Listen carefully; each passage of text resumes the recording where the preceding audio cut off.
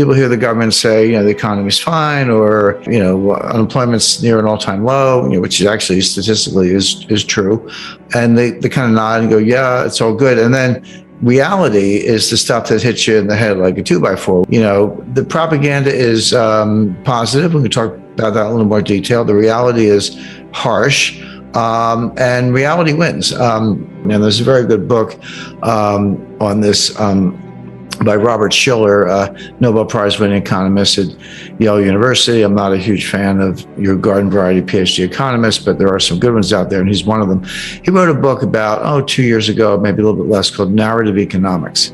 He said, we got all the models and Phillips curve and wealth effect and various quantity theory of money, and some have a place, some are more valuable than others, but don't underestimate the power of a narrative. A narrative is a story. It's basically it's a fancy name for a story, but a story that persists, that grows.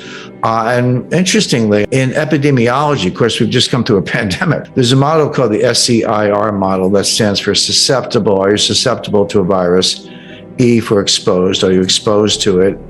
I, are you infected? Did you get it? And R, did you recover? The difference between I and R are people who died. But it's a model, and it's mathematically based, and it's empirically validated of how viruses spread exponentially. And you can also use it to forecast how a virus is going to go. Well, what Shiller did, he took that model, moved it over to economics, and took a narrative kind of like a virus, not in a negative sense, but just as something that spreads. And it can be very powerful, and then eventually may die out or reverse, but it can be powerful in the meantime. That much I knew, but what I learned from the book that I hadn't really thought about is that narratives don't have to be true. They can be true, and they can be very powerful, but a narrative can be false and still be powerful. If it's the self-fulfilling prophecy, if enough people believe it, it sort of becomes the reality to some extent, even if it's based on false premises. He gives an example during the Great Depression. The Great Depression really was two technical recessions, but there was a period from 1929 to 1933, election of Franklin Delano Roosevelt. And then there was another period from 1933 to 1937. The 37 and 1940 part we leave aside for this purpose. But during the first part of the Great Depression, unemployment was high, output was dropping, trade was dropping. It was a very, very bad time, no doubt about it. But not everybody was out of work. Not everybody was poor. There were a lot of people with a lot of money at the time. But it was felt that being ostentatious was poor form. It's like, okay, I'm lucky I have a job, I've got some money, but I'm not going to buy a new car, buy a big house, or flash it around or whatever, because it's really not considerate of all the people who actually have fallen on hard times. Well, that was the narrative, but it's the worst possible economic advice, because it's precisely the fact that people with the money should keep spending that kind of can boost the economy out of a depression. So by people saying, well, even though I have the money, I'm not going to spend it because it's poor form, we're actually prolonging the Great Depression. Now, when FDR came along, was elected in 1933, became president in 1934, the psychology turned 180 degrees, and all of a sudden, the Democratic campaign song was "Happy Days Are Here Again," and FDR seemed to solve the banking crisis and so forth.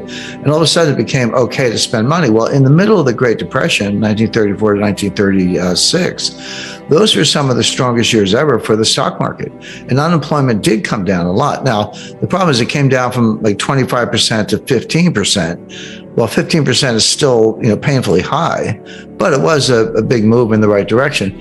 So he describes how the narrative flipped from don't spend money, it's poor form, to, go spend money and help the economy.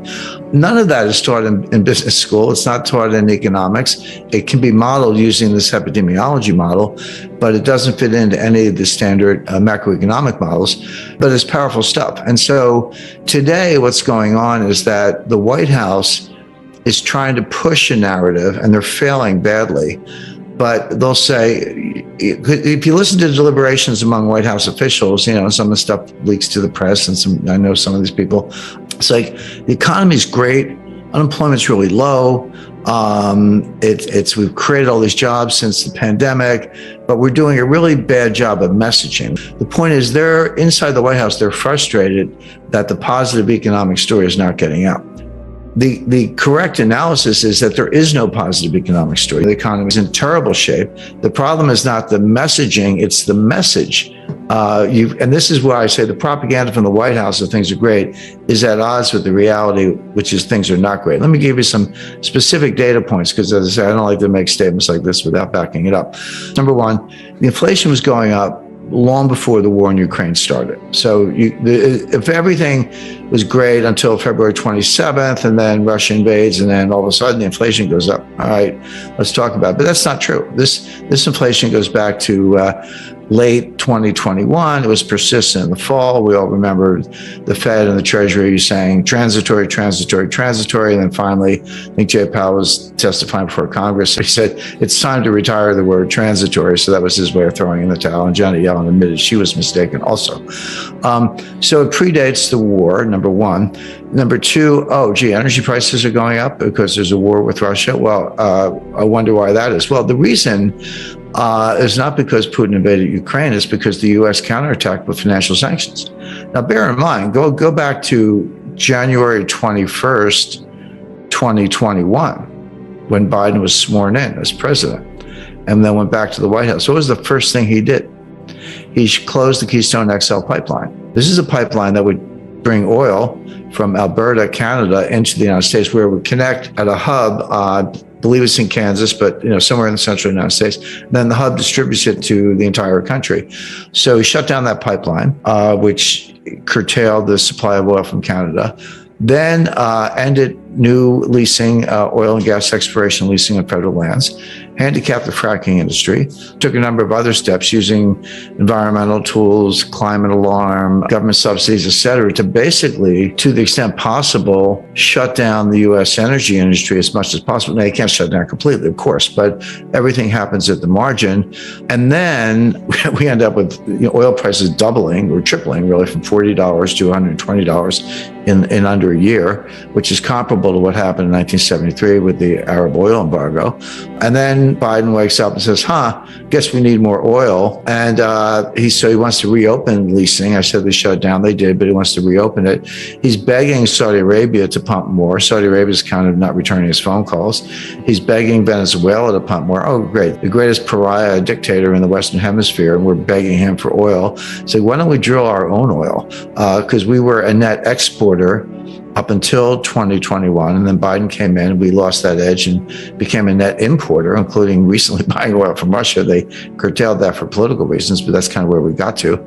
So you wonder why the price of energy is going up. In other words, this damage was self-inflicted, but don't be misled by the headlines, because they're, again, this narrative, but they're not actually doing it. So the point being, the price increase and the inflation in the U.S. has very little to do with Putin, and everything to do with the U.S. handicapping its own energy industry, begging dictators for oil, and the influence of the climate alarmists. And by the way, that whole crowd want higher gas prices. They want gas to be $7, $8, $9 a gallon, because they expect that will accelerate the transfer to electric vehicles and make the electric vehicle more attractive relative to the internal combustion engine. Now, that's another fantasy. It won't happen. We don't have time to go through all the physics of it. Output of energy by weight, gasoline compared to batteries, and the pollution of batteries, and the fact that, we don't have the charging stations. And even if we did, where's that electricity coming from? Oh, coal. It will never happen. But meanwhile, they're destroying the U.S. economy in pursuit of an ideological point that will never actually happen. Another example of propaganda versus reality. Narratives are powerful, but reality is more powerful.